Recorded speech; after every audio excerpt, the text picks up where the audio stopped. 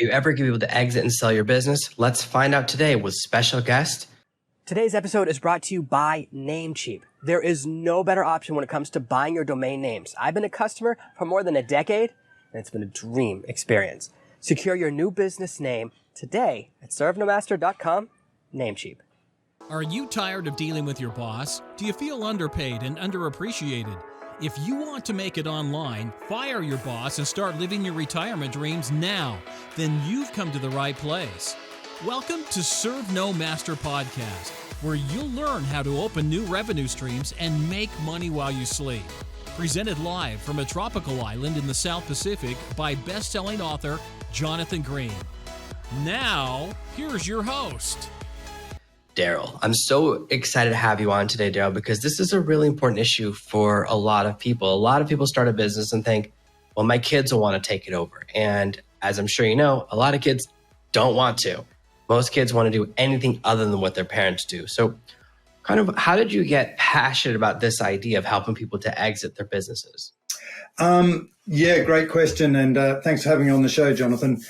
Look, I've been...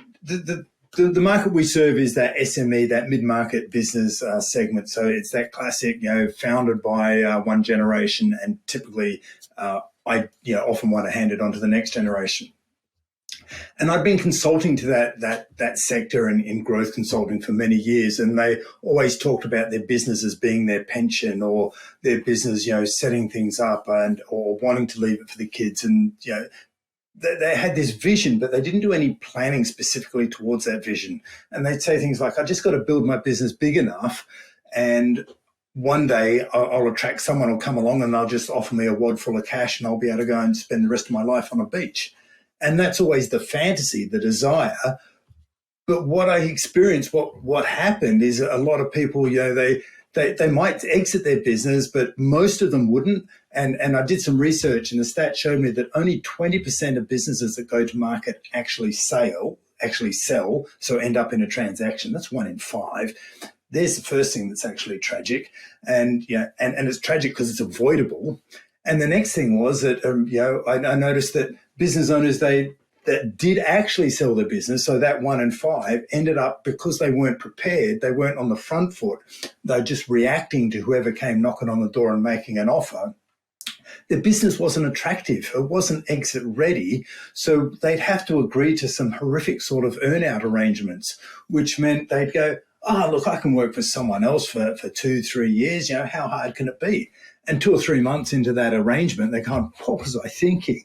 I can't work for someone else. And, and those earn-out arrangements just didn't work. So they would end up leaving before their earn-out period, 3 or 4 years, whatever it was, and they'd end up leaving a whole lot of money on the table. So it was just seeing those experiences that got me involved. And I've got, look, it's avoidable. We need to be able to change this and help business owners to get the most from their life's work. So a bit of a long answer to a short question. I appreciate that. Yeah, you brought up something I think that's really important. A lot of people just assume that someone will want to buy their business. A friend of mine a few years ago was like, oh, we're going to meet with a big company. They want to buy my company for $1 million. I said, they made an offer? And he goes, no, but I know that's what it's worth. And I said, that's not how you value a company at all, because it's just like anything. It's worth what someone else will pay for it, not what you think it's worth. And of course, there was no offer. The other company wasn't interested in them at all, but they were already spending the money, and him and his business partner were already when you think that, and that's the danger, I think, of when you get an offer, you start imagining how you're going to spend the money before you realize the complexity. There's some big mistakes people make besides imagining the offer will come. I think in that making their company, as you mentioned, exit ready, there are certain structures that are really important. A lot, like if your company requires you to be there every single day to run it, it's really hard to transition out because it's not running without you at all, right? So the other person has to learn everything you know before they take over, which I think is why there's a lot of those periods where you have to keep working for the company for several years in order to earn what you've actually sold the company for. So what are other mistakes people make early on? And that's, I think, where I really want to talk about today is when they're starting the company, what are some structural mistakes people make that are going to bite them down the line when they start thinking about, even if it's in 5, 10, or even 20 years, they want to exit, some of those early days mistakes that just like stick around? Yeah, look, It's not, I guess the biggest mistake is not changing as your business grows. So as your business grows, you need to change some of the habits, because when we start a business, I'm going to say 95% of us, when we start a business from day one, we do have to chip in. We have to do everything ourselves. We've got to do all of the accounts and the finances, through to the sales, through to the delivery and client service and everything. Now, to get a business going, you need that sort of energy. You just need all hands on deck to get it going. But when you start recruiting people, and here's the biggest mistake, is when you start recruiting people, you need to tell them what you want them to do. And if you give them a process, then you need to step back and allow them to make mistakes. Because if you've trained them in your designed process and they're getting it wrong, then your process is either your process needs changing or your training needs changing. So you've got to allow people and give them space to make a couple of mistakes so that you can then scale the business. Because once you've trained them and they know how to do it and they've got a set of instructions on how to do it, then you can move on to the next task. And what I see is a lot of businesses get stuck at about that 10 people level. And it's 10 people where they just get stuck and they go, I can't grow it any bigger than this. And the reason they get stuck is because they haven't figured out how to delegate and maintain control of the business and the processes. Because 10 people, I can have a relationship with every single person in the business and they have a direct relationship with me and I'm still in full control. So it really isn't a business. It's kind of like what you're saying. It's just, I'm self-employed with 10 helpers effectively. I think that is a really good lesson, because that's certainly something that I hit in my business. And of course, my business size fluctuates as the projects we work on, but whenever we cross about 10 employees, sometimes it's 7, you can't really track them. That's about how many people a person can manage. And so then you have to bring in middle management, which is a word everyone hates when they start as an entrepreneur. That's why they started, because they hated middle management. And you realize, oh, they're actually important because I can't manage everyone. That's the only way to scale. And that's a big challenge for a lot of companies. Another one is, I think, a lot of people have no idea how to value a company or what matters. And I often think about around 2017, Twitter was for sale because Twitter has never been profitable. They've always lost money. And Salesforce was going to buy them. And Salesforce goes, great, we're going to buy Twitter. The first thing we'll do is delete your website. All we care about is your customer list. Because Twitter has a massive email list. And a lot of people don't know the most valuable asset for most companies is their customer list. Because that's where you can go back to the well and generate more and more revenue, whether it's an email list or you call it a file for a more classic company or doing actual email addresses. And I see a lot of companies that keep, especially smaller companies, they go, oh, I have no idea who my customers are, or I don't keep track of any of that. I don't do follow-ups, and they don't realize that that's important. But what are some other assets or the things that actually can increase the value of a company if they're in place, and they massively decrease it if they're not in place? And maybe systems and SOPs is another big part. Absolutely. You're really on the money there, Jonathan. We talk about the 7 levers. And I really like the way you talked about thinking of it as an asset, because when you're starting to get your business exit ready, you've got to shift your mindset from revenue growth to thinking about your business as an asset and what's it worth as an asset. So there's the first step, if you like, in thinking about the valuation of your business and how exit ready it is. Now, the 7 levers are that there's 7 levers that escalate in terms of valuation thinking. And it also talks about or refers to who the business is going to be attractive to. So the first 2 or 3 levers, it means you're just attractive to a competitor. So the first one is, what's my income stream look like, my revenue stream? Is there a lot of customer churn, or do I have lots of contracts? Do my clients stay with me forever? But there's my customer list. And if all that someone wants to buy is my customer list, it's typically a competitor and they're not going to pay a heck of a lot of money for it. The next thing they're looking at is your employees. How loyal are your employees? How consistent are they? How well trained? How easy is it to attract new employees? Do you need brain surgeons, which is a really small pool, or can you get anyone and train them up with the right attitude? So then you start to look at employees. So that's lever number 2. Lever number 3 is absolutely, as you suggest, how well structured is my business in systems and processes? And does everyone know what to do? Or is the wheel being reinvented every time and a different team's doing it their own ways? Then we start looking at product. Do we have our own proprietary product? And that works in a service business as well. Do we have our own proprietary solution, which is modeled with IP and process and methodology that people come to us to? Are we known for our product or our solution, and people come to us for that? Once we've got a product, we need to start looking at what are our various routes to market. Do we have some marketing know-how and strategies? And do all of our clients come through just one channel, or have we got numerous channels that we're working and got, milking and managing our routes to market? And we know the cost per client acquisition by each channel, and we know the levers to pull to work on each channel. Next step after that is, do I have a position and a brand in the marketplace that I'm known for? Is the brand actually known, or do people actually just come to me and they go, well, he works for XYZ, Acme, whatever it is? Or do people come to Acme because they know the brand and the brand has a position and the brand is known for that methodology we were talking about before? And then the seventh one, I think Gerber called it a franchise prototype, but it's how scalable is your business? Have you got all of those previous 6 levers in place, and then your business is effectively a plug and play module that I can just plug and play and replicate it elsewhere and then really accelerate the scale? So they're the 7 levers we look at. Increasing risk as you go up, increasing investment required, but the valuation scales up. It's not a linear approach. It really does go up exponentially. I think this is really, really helpful for a lot of people because they have no sense of valuation. I love watching television shows where people are looking for investment. I watch them from all over the world because I'm so fascinated. What really fascinates me is how most people, they have no idea how to value their own company. And my favorite is when they go, how'd you come up with that valuation? And they go, I asked a friend. And it's such a red flag to me that if you don't know what your own company's worth, or you snap it out of the air, you snatch it out of the air, or you guess, but just to say to a friend, hey, what do you think my company's worth, right?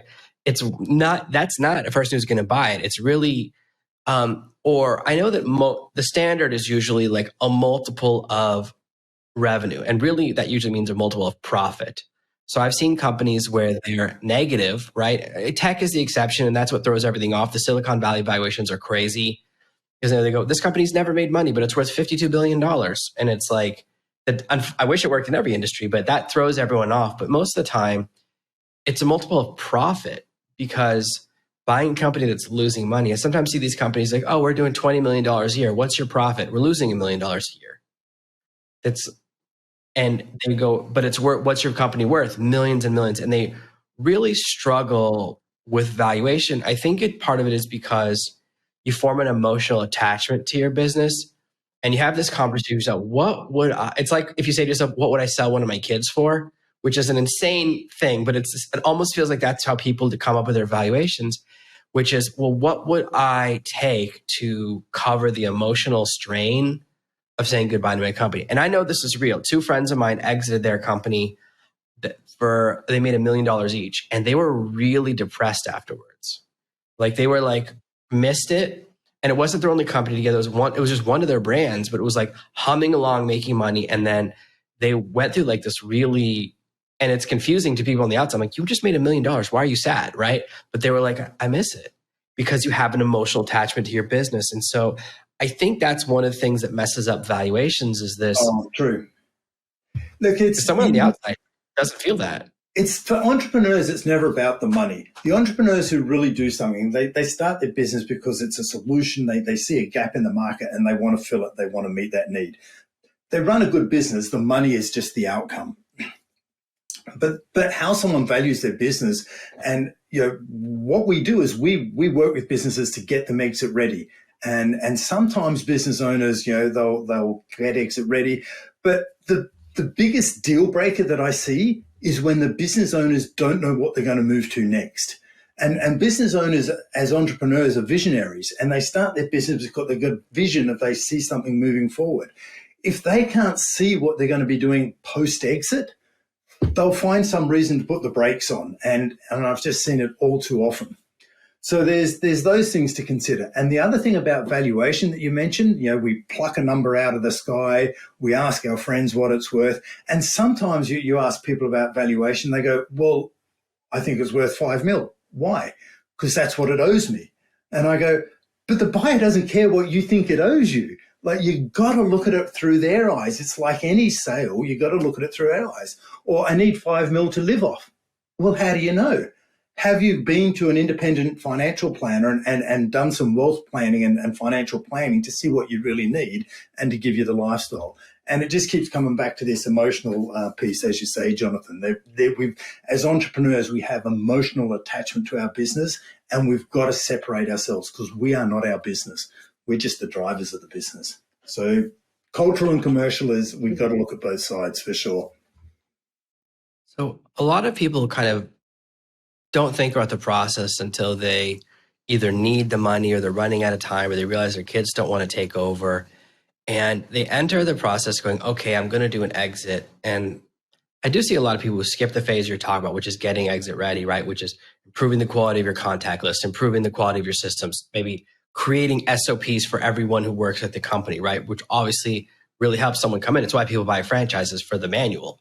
That's such a powerful tool to have because my wife and I ran a hotel for a few years with no manual. And so we had to start from zero. And I was like, this is why people like a manual because you have to write the manual if you don't have one. It's hard, right? What's your policy for cleaning rooms? What's your policy for if a guest does this or that? So those things really are valuable. But I see that people, they don't know how long an exit's going to take.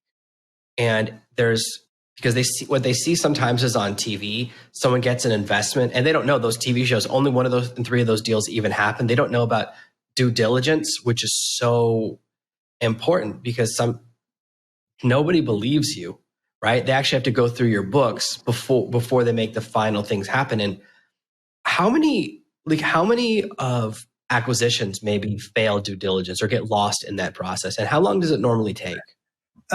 You need to allow a year once you take your business to market. We say you need to allow a year. So if you're working with a broker or a corporate finance house or an M&A sort of person, you got to allow a year to find the right acquirer. And then I was talking to someone recently that once they've got a deal, someone who's interested in buying their business, and they said it took 3 months, and that was quick. You've got to allow 6 really. To do that. So why is it? Because if someone's spending that much money, they want to assess their risk. They want to see how risky it is. And that's what due diligence is all about. What they're saying is, as you said, I'm not sure I believe you. So you've given me these forecasts and this financial history. Show me the numbers so that I can convince myself that they're likely to happen and likely to happen without your involvement. Because if it can happen without your involvement, you can go, I'll take the business, thanks very much, because it's got all these SOPs and systems and procedures, and I'll pay you a lot more for it. I'll pay you more to get rid of you. So it's all about risk management and seeing, what the business, because the buyer is going to say, hey, I can buy this business, or you know what, this one looks a little too risky. I'll just move on to the next one because there's always lots of businesses for sale. And this one's less risky. I'll go with that one. Thanks very much. So we need to manage the risk. And what's high risk for them is also high risk for us, by the way. So reduce our own risk at the same time. Yeah, a lot of, I've talked to some people about exits before, so I'm very interested in this idea. When I started my company in 2016, the reason I called it ServeNoMaster before the brand was my name, I was like, oh, maybe one day I want to be able to exit. And that's not going to happen, right? Nobody thinks of ServeNoMaster as anything other than Jonathan Green. And so I asked about this, and the process would be, if I wanted to exit like this podcast, I'd have to bring on a co-host and they would co-interview with me for at least a year before I started appearing in the episodes less and less. Because I asked about that specifically. So if I wanted to exit, in addition to everything else, there's at least a year of me working with someone else who, let's be honest, I'm not going to be friends with them, right? It's someone I don't know is coming in for business, and we have to act like co-hosts in order to transition the show. Because we've seen, how many TV shows have we seen? They change the hosts, no one's watching it anymore, right? They try and swap out the main character and the show dies. So there's these other elements that really can take a long time, especially if you're doing something complicated. And another thing that's very interesting to me is non-competes, because what you sell a company to someone, they don't want you to start another company that does the same thing, try and rehire your old staff or like rebuild and become a competitor. So when I think about an exit for myself, I don't know how to do anything else. I only know how to do a couple of things in online marketing. So if I signed a non-compete that said I could never podcast again, that would be okay. But if they said I can't do anything in online marketing or in these niches or markets, I wouldn't know what to do with myself. That's a much different conversation. So how often is that a part of the process as a non-compete saying, hey, you can't if you can have another job, but it has to be in a completely different world. Like, how often does that happen? And how long do they last for? Well, there's the key question, and this is why legal advice is so important, because at the end of the day, they can't stop you from earning a living. And most people like you, they're going, hey, I've got this skill set. But what they can do is say, hey, Jonathan, look, give us a fair go here. Give us 6 months, give us 12 months to get up and running. And after that, now, they may have some other agreements in place specifically around approaching staff, approaching customers, going for 12 months, and that's a fair deal. That's a fair price to pay. But they can't really stop you. You can have a gentleman's agreement, so to speak, and they can put it in the contract, but they can't really stop you from earning a living for more than 6 months or so. But wherever you are, you need to get legal advice and go, hey, look, what's the deal? What's the local attitude in this area? But frankly, they can't stop you from earning a living ad infinitum. Okay. That's a lot short. I thought you were going to say 5 or 10 years or something. So that's way better than I was expecting. But one of the challenges is that so much of the value in a lot of businesses is your relationships, right? It's the customers you have or the people who give you like special pricing. And that can get really tricky when you try to bring someone else in. Like someone wants to be on my show because they like me, I bring in a different guest. If they don't like that host, the company loses value. Like I was one time looking at an acquisition of a modeling agency. I was very interested. I saw this for sale. I said, oh, let's go. Nope. And they're gone the next day because you don't have, like, they're free agents, right? Anyone can change their manager agent anytime. So as companies like that, I'm so interested in how they can give a valuation, because it seems like only another modeling agency could buy it, because you don't know so much about a complicated industry. There's so much you'd have to know because it's such a specialized industry. And yet there's a lot of companies like that where their biggest value is built into the relationships of the management team or the history of the company. So how do those companies even have a valuation? Or are those the type of companies that there's no exit? No, look, I think you're right. There are some companies where they are so specialist that they are limited to who they could sell to. But here's where scale comes into play. If I've now got a management team and I've got 10 or 15 people at the management layer, then I've got 15 times as many people with all those relationships. And if I leave, there's still 14 other people with those cross-fertilization of all those relationships. So it makes no difference ultimately. If I'm a one-man band and I'm the one and I've kept it all close to my chest and I've been in control of everything and I've held all those relationships close to me, I leave, all those relationships leave with me. I've done myself a disservice. So that's one of the reasons why we need to create those B2B relationships, and you want to spread the relationships out across the business. So you've got to change the culture of your organization, and when you do that, you actually add value to it. When you've got this mindset of just protecting everything and it's mine, and I don't want to let it go, you're keeping the value down.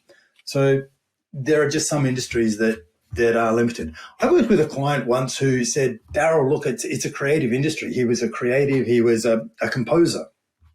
And he said, I don't know how to do it. I don't know how to teach someone what I do. It's just creative. And I said, yeah, let's explore that. So when he was writing, he used to write jingles as well as movie scripts and what have you. And he'd write some jingles and I'd go, okay, so what do you ask the client? He says, well, how do you know what to do? And he goes, well, I asked them this. I wrote it down. And then what do you do? And he goes, I don't know. Okay, so I said, let me watch you next time you sit in front with a client. And he did.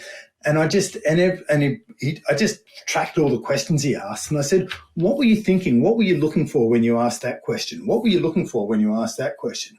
And he stopped, and he was able to think about everything that was going through his mind. He was able to actually unpack just what he was doing intuitively. And why was it intuitive? Just because he's been doing it for so long. Like, he hasn't always been able to do it. He had to create the skill of doing it himself. So we're able to actually create a process. Then we train someone in how to do it. And then, they still needed some creative talent, but we're able to accelerate it so much faster. So then he was able to bring people in, train them up, and spread and create some more value in his business. And I've been able to do that with a lot of different professional services as well, where they go, it's just professional talent and creativity. And we go, well, let's unbundle what you really do. let's take it step by step, and we create a process and a methodology and a branded methodology for that business, and then we've got some proposition IP. You brought up something really important that is the same wall a lot of new entrepreneurs hit when they do their first hire, which is they do it all themselves and nothing's written down. Because I've actually been reaching out to a lot of entrepreneurs lately and say, what's your social media process? Because I want to take it and just have a list of tasks and give it to someone on my team to then do. Like that's what to me, a process is so valuable. An SOP, a checklist, I tell someone to do, and I have a checklist at the end of the week to check their work. And so many people in this industry and a lot of industries go, oh, I just do it. And that means you can't hire staff until you develop a process, right? Until you have a checklist. This is a very common wall people hit. They have a hire, then the person doesn't do what they want. And why? Well, because you don't have a checklist and you don't have metrics or KPIs. So it's the same thing when you're trying to exit. Processes increase the value. So that's really, really interesting for people to see that it continues to be important, because it always goes back to, can I run the company when I take over someone's company? I can if there's a good instruction manual, but if there's no manual, that's much higher risk and much lower value. Now, I'm also interested in, sometimes I see these corporate buyouts where management buys out the company. And one I really remember, I used to live in London for a long time, was when Virgin Megastores, the management bought out the company and then the stores all closed within like a year. And I just wonder about that type of situation. What kind of thing is happening and why did it not work? I know it's not a project you work on, but I'm so interested in this. When you get your employees to buy the company and then the company doesn't work, should you feel bad? That's a great question. Can I answer it this way? So we work with clients and we do a lot of employee ownership. So it's effectively an employee buyout, not just the management, it's the whole employee workforce. And there's a lot of tax advantages that the government's putting together, and the ESOPs in the States and in Australia and in the UK as well. They've got various tax benefits for different structures. Now, one of the ones in the UK where I'm based is, the owners have to sell more than half of their business in the first tranche to qualify for the tax benefits. And I believe it's come around because, going back to this first part of our conversation where we said that, 8 out of 10 businesses don't sell. They don't go to market. So it's been going, okay, let's sell it to the employees. Now, that's a great tax solution, but unless you educate the employees on all the management responsibilities of required to run a business, you're giving them a hospital pass, which maybe it's a sports terminology that doesn't translate well, but it's not good. You're setting them up for failure, in other words. To hand the business over to the employees, you can only do it. It's only a great strategy if the culture is set and the people understand the difference between running a business and just doing my job. And to have an employee ownership company or a management buyout, they need to understand all the metrics. They need to understand the business model. They need to understand the profit drivers, and they need to understand the cost structures of how the business works. And then you've got the management disciplines and the management skills as well. Yeah, so maybe it just wasn't the right culture. So I don't know what happened with Virgin Megastores, but management buyouts absolutely can work. They can be a great solution as an exit strategy, and especially employee ownership, but you've got to have the right culture. You've got to train and educate the workforce. Not quite the answer you were looking for, but maybe it helps. Yeah. No, I think you brought up something that's really important there, which is that there's a huge difference between being the owner of a company and being the vice president. So sometimes I meet people, they work for really, really big companies, and I realize they don't know what it feels like. Because if I mess up, my employees could all lose their jobs. If I mess up, I don't get paid. Whereas if you're an employee and you do a bad job and they fire you, you still get paid for your work, even if it was bad work. And that's a really big difference. This is only when you're the boss can you double your income. I'm working with some people right now that I'm mentoring, growing their business. They've 30x their income in 6 months. You don't do that as an employee, right? You get like a 5% increase, but they could also lose everything if something doesn't work. So there's this huge amount. There's a jump, I think, in stress because you're in the arena. Now you're on stage. Now it's all on you between being the number 2 and being the number 1. And I think maybe that's really interesting that when I think about people that are in management, they have a certain level of responsibility, but they can still pass it on. Like they can't make certain decisions. You know, when you're in services, sometimes I've done services, they go, oh, I have to talk to my boss or my manager, and they have to go up several tiers. And you realize that all of those structures in place mean they don't know what it's like to have everything be on their shoulders. Every good decision is you get rewarded, and every bad decision is your fault. It's a very different feeling when you're an entrepreneur, and that's why so few people are. I am curious, Well, what happens to all those? I think I think you look. You're absolutely right, and I've met a lot of people that go, look, I live this business, and they it's all about they see the business, but you're right. While they're still employees, they don't have that same level of intensity as the way I've always talked about it, and until you've got your house on the line, you're just not living that intensity. And that's it. Once you own your own business and you're running it yourself, the intensity goes way up because everything's on the line. So that's universal. That one doesn't matter what industry you're in either. It's and or the size of your business. You can have a really big business or a really small business. The intensity is still the same. Do you think that's something that people can learn, like late in life, like they're over 30 or 40, they can suddenly become an entrepreneur? Or is it more like, something that you have to really want earlier? Because it's such a shift. Because I see there's either people that are entrepreneurs, they always have been, or there are people that they don't want to do it because they really love security, which is great. That's where employees come from, and that's wonderful. But there's only a small percentage of people that have that desire in them to be the one responsible for everything. I think all entrepreneurs are business owners. Not all business owners are entrepreneurs. So, you can, because there's something about entrepreneurs, and it's in my opinion, I think it's a really overused word, but entrepreneurs see an opportunity and then they just don't take no for an answer. They just do whatever they have to do to make it happen. And sometimes it takes 20, 30 years, but they're single-minded, and they'll just break down all the barriers to get this done, and it becomes their life's work. Not everyone's got that in them. There's plenty of people who own a business. They're just not entrepreneurs. They're really good business owners, but they're just not entrepreneurs. They're great managers. They're great leaders, and they run a good, successful, and profitable business, but they're not entrepreneurs.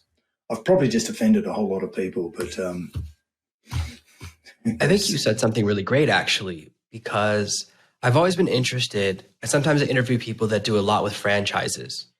And I could never run a franchise because I see a franchise as it's very restrictive. You're not allowed to, like, you can't own a McDonald's and be like, we're doing hot dogs. Like, you can't make a change to the menu. You're not even allowed to change who repairs the shake machine. Like, if you try to have someone else fix your shake machine at McDonald's, they show up. It's a really big deal. There's a massive lawsuit in America right now for some places that try to do that.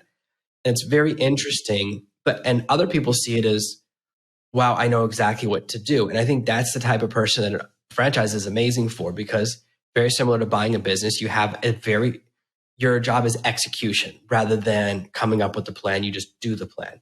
So I think that what you're saying is actually really good, because then people know, oh yeah, I could run a business when all the pieces are in place, but I don't want to start a business from zero. I'm not that type of person. So it makes a lot of sense to me. I think that's a really valuable piece of advice for people to realize they might not be entrepreneurs. And that means they don't want to start a business, but they can take a business and operate it because they're really good at operations, which is a very powerful skill. Yeah.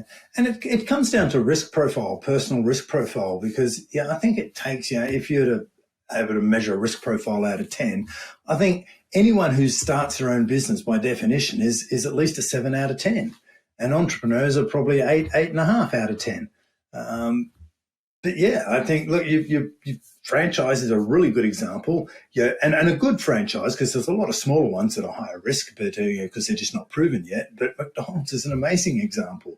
And there's a lot like that go, here's the way to do it.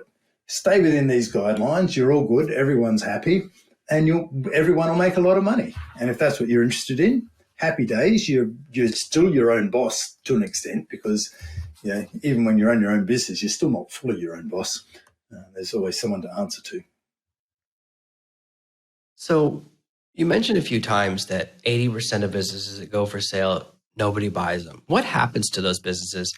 And what are kind of, maybe you can share with us, the most common reasons why those businesses don't sell? Like, what are the mistakes they're making? Yeah, good question. Well, some just never get to market because they'll just fold or collapse or fire sale and just sell the assets or what have you, or they'll merge into someone and they'll get taken over behind the scenes, either aggressively or what have you. But the real reason is that when they do go to market and let's say they put themselves on the market, someone will come sniffing around and they'll go and they'll have a look and they'll go, you want 5 mil for it, you want 10 mil, you want whatever number for it is, it's just not worth that. I see that, for me to pay that price, I risk losing everything. It's too big a risk. Because the business depends on you. It needs you there. This is not really a business. It's just a glorified you. It's, the clients aren't there. You've got too many clients. You've got client churn. It's all on one client or what have you. It's all based on your history with this company. The high staff turnover. There's just so many risks. You have a look at the financials and you go, okay, you're treating this like your personal bank account. There's just too many indiscretional, things going through your accounts. I just can't make head or tail of the accounts, so I just can't trust them. So I just can't see what a business is really worth. So it's things like that I see. And the owners, I think a real big one is the owners just aren't ready to leave. They're not ready to relinquish control or to share things. So a couple of those things are really interesting to me. The first is about the books. So when my wife and I took over the hotel, the books were cooked. That's the best way to say it. Like, the books were completely inaccurate and nobody else would have done this acquisition. But I looked at them and go, oh, I can tell the real numbers. So they were telling us what the revenue was every month. And I go, well, I know how many beds you have and I know what you charge per night. I know the maximum revenue per month because I can do that times 30. And so I knew that number and I go, can I beat the real number, not their fake number, right? They're like, oh, we're making this. I'm like, you're definitely not, because that's double what you could make, right? So it's part of it when me going with my level of expertise, I go, oh, I can fix these things. I can raise the rates. I can put all these systems in place and run a superior business based on what the real numbers are. But you're right. So many people, and certainly my books are that way too, right? A lot of it's like, I'm running it myself for a long time and I have certain ways I approach different parts of the accounting that someone coming in from the outside is like, oh, this is the traditional way, right? It's like, well, do you do the cash method or do the asset method? Like, a lot of that matters. So it is important to, if you want to exit, I guess, to really have tight books, because that's what people look at to figure out the valuation. It's not what you say it's worth, which can be painful for people because everyone overvalues themselves. Again, they add in that emotional component. And then another part that happens is, you talked about a brand earlier. And what I find is that a lot of people talk about the value of their brand. Now, I would say I don't have a brand. There are maybe 100,000 people are aware of me, but that's not enough people for you to be a brand, really. I feel like you're not a brand until millions of people are talking about you. If you're getting twittered about, I would say, yeah, I have an awareness and a business, but to be a brand, I'm not Coke. I'm not, those are brands, right? Where people talk about it and think about it. But a lot of people jump and say, I'm a brand. I even know this where people small talk about the value of their personal brand. And I don't think that's real until you're really big, until you're a celebrity. But people really worry about brand, I think, way too soon, and they overvalue it way too big. I remember I live on a tropical island and there was a bar that was for sale. They go, oh, we're for sale. One of the biggest assets is our brand. And I was like, you're not even on the beach. You're the bar near the gas station. And they were asking for a big valuation. And I was like, no one's going to buy that. And what happened was, like you said, within a month, they were selling off all the assets. And this happens all the time where I live, where always ice cream machines and all the stuff. I'm like, oh, would it be cool to have an industrial ice cream machine? My kids wanted me to buy that, right? All the stuff is for sale. They're selling all the stuff. And now the building is just a storage. It's just used as a warehouse. No one else went into that space. But they really thought they had a brand, especially in a tourist location where the people are changing constantly. They just read the signs. There's no such thing as a brand until you hit a certain size. what size, in your experience, like what size of a business or how large of a customer base do they actually have a brand? When should you even start worrying about that? I think the definition that I would use for a brand is when you're known within a marketplace. So, yeah, do people go, hey, look, we go to Acme because who's the best lawyer in town? Acme. Who's the best, vet? Yeah, Acme. Where do you go to get your groceries? We go to Acme. Then it's known within the marketplace for what you do. Yeah, a lot of small businesses, as they grow, they'll get to a certain size, and at some point they invest in a designer to design a logo and do some branding for them. And they're really proud of that, and they're passionate about it, and they love their logo, and they think they've got a brand. But as you say, it's not worth anything. It's special and meaningful to them, but the clients are still coming to them as the person, not them as the brand or their business as the brand. You need people, once the people or the clients or the customers are coming for that brand and that brand methodology, they're not coming for the person who works there, then I think you can say we've got some brand value because it lives on. And you mentioned something about personal branding. It's maybe I'm just old school, but personal branding, isn't that just reputation? How do I sell my personal brand? Why do I want to build a personal brand if I'm trying to build my business as the asset and I want to sell the business? If I'm the brand, I want to leave the business. I've just stripped all the value out of it. So, old school thinking. Oh, I agree with you. I always say that a personal brand is just a company you can never sell. It's the exact opposite of what you do. It's basically you've created something where there's no way out, where your name is the brand. And that's usually, to me, I think, reality star. It's where you don't actually create anything or sell anything. So then you're the brand, right? You're just a TV person or whatever. But a lot of people, just lately I've seen this, they really think it's important. I love what you talked about logos, because a lot of people think brand means logo. And very few people, I've changed my logo 3 or 4 times in the years I've been in business. Nobody's noticed. And I haven't done one of those $25,000 changes. But people do invest huge amounts of money. I think one of the places, there's a couple places where people invest money really early when they really shouldn't. One of them is going really big on colors and logos and branding. My very first version of my website was black with blue text. It was basically unreadable. It was like the 2 worst colors you can combine, but I was getting clients and doing business, so I didn't have time to change it. And it doesn't matter if your product works, but people do get caught up in these things that it feels good to yourself. Like people always want to show you their new logo or their new business card. Another area I see smaller businesses really spend big money is on patents. They have an idea, they patent it, and sometimes they spend $25,000, $50,000, or $75,000 to do all these, like, oh, we're patented in India. But how many have you sold? They do this, they're so worried about their idea being stolen, which I understand because I have worked with someone who had to do tens of millions of dollars in lawsuit because his idea was stolen. He had a patent, they stole it anyways. People spend a lot of money on either a lot of money on branding or a lot of money on patents really early before knowing if anyone wants it. And it's the same thing with trademarks. I remember, Disney is the big proponent of getting trademarks extended. The laws in America keep changing, right? Basically, how long does a trademark last? From whenever Mickey Mouse was invented. And for the first time this year, they haven't done extensions. And so Winnie the Pooh just entered the public market. Everyone was so worried, right, that all these crazy things would happen. There's no competing Winnie the Pooh brand coming out. They still think of Disney as Winnie the Pooh. But people think of trademarks and these things as being really important when they're not. Like I own one trademark, which is the name of my company, and I didn't buy it for 4 or 5 years. I paid $50. But it's the name of my website. It's the name of my book. It's the name of my podcast. I was like, I'm fine. I'm not too worried about someone coming in and saying they had it first, right? I'm around. I came up with it. But people get worried about these things that they don't really matter. Now, protection, I get it. If you have a really great invention at a certain point matters. But I've seen people protect inventions that nobody wants. And so they go, oh, I can't show it to anyone. Or they make me, I've signed so many NDAs to discover the dumbest products. Whenever someone shows me signs an NDA, it's almost always a terrible idea. In fact, I think it's always been a terrible idea. Like, don't tell anyone. I'm like, I don't want to tell anyone.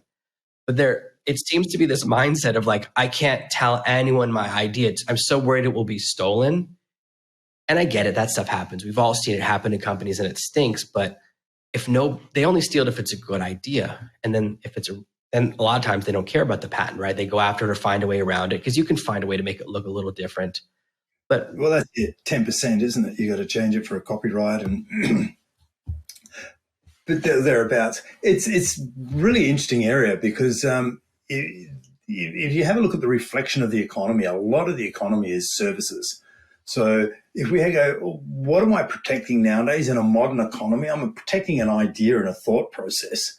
And I think it's Daniel Priestley, a colleague over here, that he said, look, the only way, and maybe even Michael Gerber was the first to start with it, if you publish the idea, you own it. So we all talk about, you got to work on your business and not in your business. And everyone knows what that's about. And, most of us know that we can attribute that saying to Michael Gerber from the E-Myth, because he started it, he coined the phrase. Everyone uses it. We all know it's his. It's come from him. They're the roots. But what can we do with it? Well, it just conveys a concept. And as long as we all understand what the concept is, that's great. But, if you publish it, you tend to own it, is a modern way of thinking. But we've got to be careful. I think in the right circumstances, we do need to absolutely protect our IP. But as you say, it's got to be attractive IP. It's got to be something that someone wants, and it solves a very real problem somewhere. yeah, I just think that what people think matters and matters in an exit is not what matters. Then they get caught up in, look how good my logo. No one's going to take, I'll pay double because you have a good logo. People don't think that way. Or they think, if I have a patent in a country where I don't do business, they patent in all these countries where they don't operate. And I would never know if someone in India was selling a product like mine, because I don't do business there. So for me to go there personally and check on it, or all these other countries, and I've had copyright infringements. So there's a website that sells T-shirts with ServeNoMaster written on it. It's a motorcycle website. It's obviously not competing with me. They just liked the phrase. They probably sell 10 T-shirts a year. I'm not going to sue them. I thought about it, and I thought about sending a cease and desist, and I was like, what's the point? It's such a waste of your energy. There's a time and a place for everything, but I do think that it is that sometimes people get caught in that mindset of they're so busy protecting, they're not busy growing. So this has been really, really interesting. You shared a lot of great stuff. Are there any other areas where people, when they're starting a company, can really think of how they can focus their energies on the right things and not get distracted by the wrong things? Well, look, we get hung up and we get invested in our own ideas. And when we start a business, our business is our baby. And no one likes to hear that their baby's ugly. So we're very protective of our baby, and we're probably not going to listen to a lot of advice anyway until we get going. So, and the point that you make is absolutely valid. You can be a business in one town, in your hometown or what have you. The rest of the world's not going to know about you. It's really unlikely. Now, on occasion, someone does get caught out, and they have a copyright infringement, and they'll go on in a different area, like you do. Now, the least they could do is at least offer you a free T-shirt. Like, hey, thanks for the idea. Here's a T-shirt. Thanks very much. Yeah, we're all good. Yeah, then you'd be singing their praises and saying who it is, wouldn't you? So I think for 99.9% of us, we've just got to get on and get the job done and focus on making money and doing what is the activity we have to do to get the business and commercial results.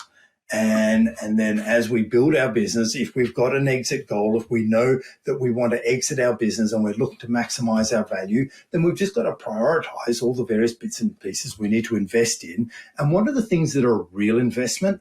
I hear some service providers and they go, look, your investment to use our services is this. And I go, it's not an investment, it's a straight out cost. That's not going to increase the value of my business. When you're building your business, you need to start thinking about what are the things that are going to pay off in real equity value in valuation terms. So if I invest in building standard operating procedures for my business to scale my business, well, it's going to save me time and hours and a bucket load of costs down the track, and it will also increase the valuation of my business. That's a real investment. Paying for my annual accounts is not an investment as far as I can see. I think that's a really good idea, to think of an investment as something that increases the actual exit value of the company. Then it's an investment. And I have been surprised because I've always hated SOPs and processes, but I've over the years had no choice, but it's the only way to grow the company. It's the only way to increase the value. So I wish I'd been interested in it much, much earlier. But oftentimes I hear companies like the CEOs like, oh, we invested in personal coaching or me going to a meditation retreat. Again, that's not an investment. That's just you spending something that feels good. Great. Because it doesn't, if you sell the company, it doesn't go with the company. That's a personal investment. So this has been really wonderful. It's been really helpful. We've spent a lot of time together and I appreciate you giving me so much additional time. Where can people find more about what you do online and see how you help and help people plan for exits and even maybe help people who are thinking about doing an acquisition? A best place to find us is contact us through the website. And the website is succession.plus, Plus. Nice and simple, succession.plus. We got people on the ground in Australia, New Zealand, and the UK. And we've got relationships and affiliates in the US through our software platform, which is Capitalize, with a Z and no E on the end. So Capitalize, and I'm sure we'll put the links on the website there. So lots of exit advisors use our software platform. Wonderful. That's really great. Thank you so much for giving me your time. I really appreciate it. Hey, it's been my pleasure. Love talking about exit. Love helping business owners prepare their business so they can maximize the valuation and exit on their terms. And that's what it's all about at the end of the day. Great. Thank you so much.